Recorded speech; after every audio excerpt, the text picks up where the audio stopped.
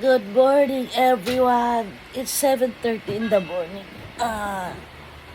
Ayan. Nagbukas na ng bintana si Sir.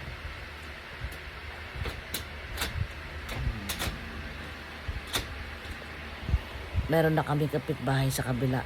Isa. Sa tagal ng panahon, may kapitbahay na kami sa likuran.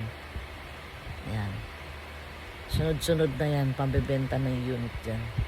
So guys, babago na tayo kasi may dadating tayong bisita.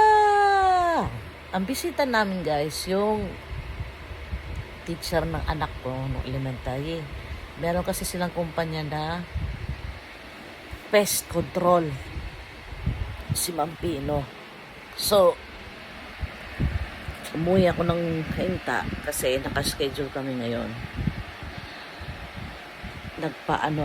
Nagpa-spray ako ng anay kasi may sa kusina namin may gumapang na anay. Siguro galing dito. To kasi bakante to eh, dyan oh.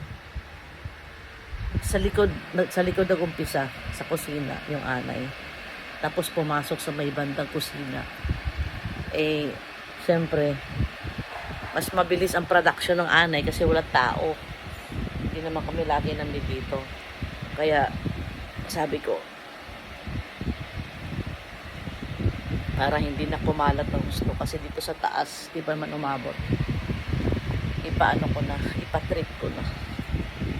So mga 9 to 10 sila dadating, kaya pababa na ako. Naghahanda na ako ng pangmerienda nila. So see you later guys. Good morning everyone. Bye.